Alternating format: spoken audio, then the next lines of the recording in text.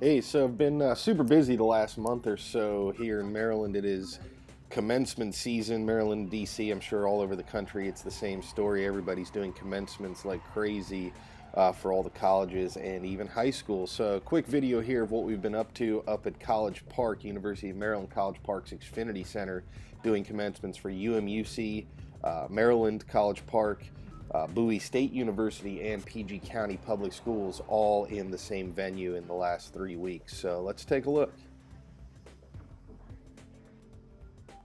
So here we are up in the grid at Xfinity Center. We are walking around on the grid, or the catwalk as you might call it, and we're going to go turn the power on to the delays. This is the day after we set up, so everything's up in the air. We were waiting for the stage to be installed at this point, and I'm just going upstairs to turn on the delay hangs so we can start doing some system tuning.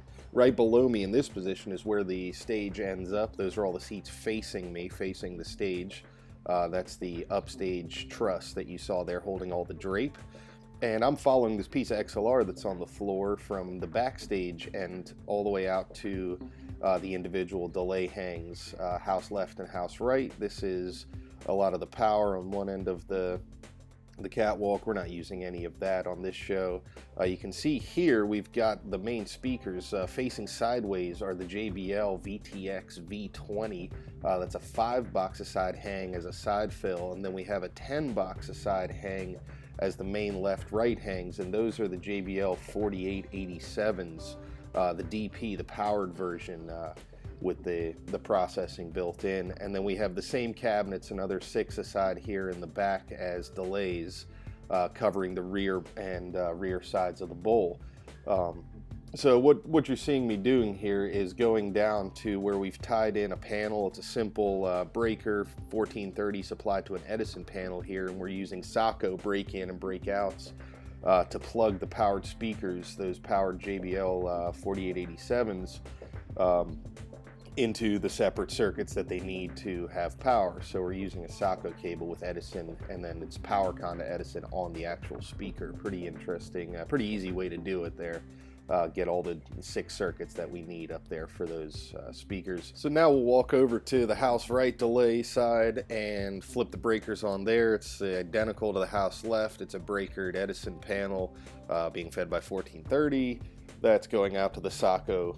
You see the break-in there, and then we're following those cables along. We're going to pass the delay side where it's tied off just here on the left. That pile of cable right there is where it's tied off. All the cable bundle is tied up, and then we're going to go up the stairs here, and this is where the amplifiers for the arena's built-in sound system, which we are not using, are located, and all the control. This is directly above the built-in scoreboard, and that's all the control and motors and everything for that. And then looking down at where the stage will eventually go. And here's the scoreboard. They upgraded this entire scoreboard to HD. It's full HD now. They did that when they joined the Big Ten, and upgraded the scoreboard and all the other internal video. This is a look at the new control room. We got a tour by Ed, the gentleman who runs the video production booth, and they were doing all the video camera work and everything for this past few weeks commencement. They're the ones that bring us in. That's me on iMag from one of their cameras while we're tuning the lectern.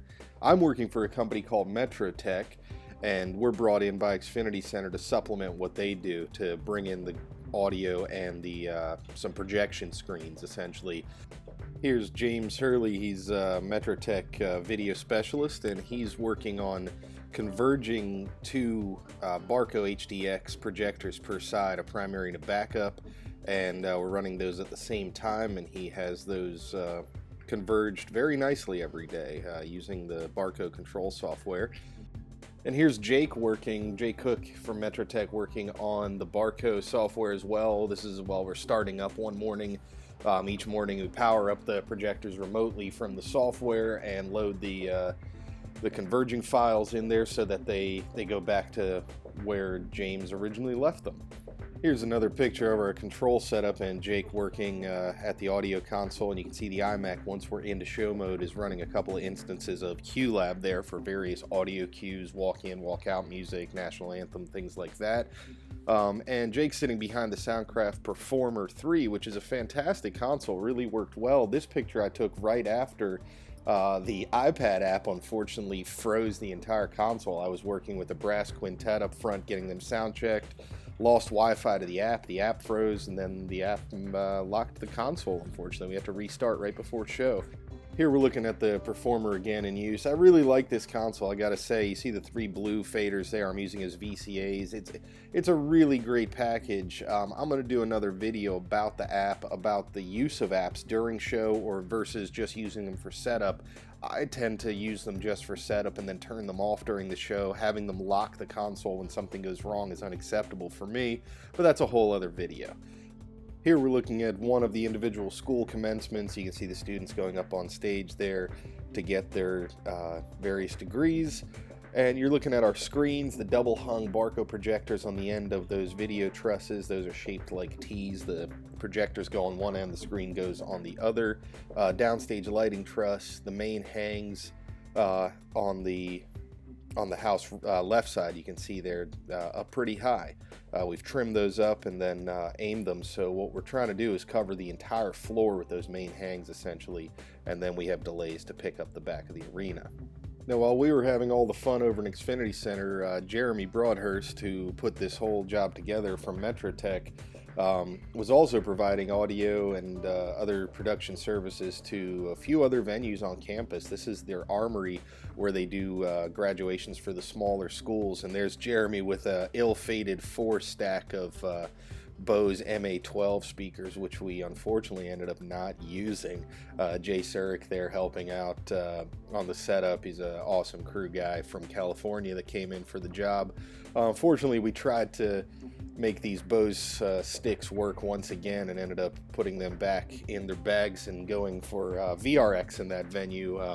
Multiple zones. It's a really live venue, hardwood floors. They drape it to give us a little bit help with the bounce off the walls, but ultimately you need something with directivity to the speaker that you can aim and get the reflections off of the floors and ceilings.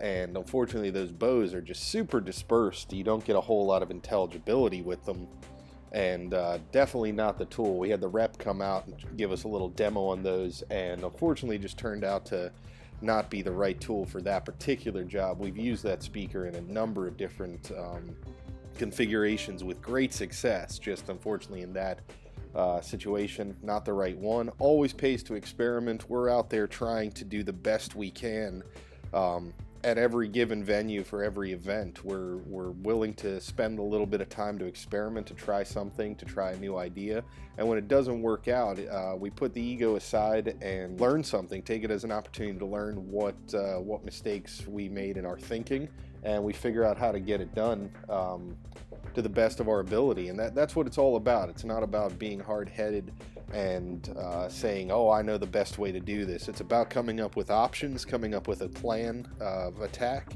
trying things that you think will be successful, and then when things don't work out, you reassess and come together as a team and put together something that does work effectively. And that's how we get through these 3-week-long events of multiple venues and a small crew of specialists doing different roles as we come together to try to solve problems when things go wrong and when plans that we had in place get changed for whatever reason. So that's a look at everything we've been doing the last few weeks. I've been doing some other concerts. I'm going to put together another video with more pictures and things of the other stuff I've been doing in between, and during nights when we're off of this show, I've been doing other gigs. So keep an eye out for more videos coming up soon. Please subscribe and like if you enjoy what I'm doing. Also, shoot me questions if you have any questions. I love getting feedback and suggestions, especially for future episodes. Thanks for watching. See you next time.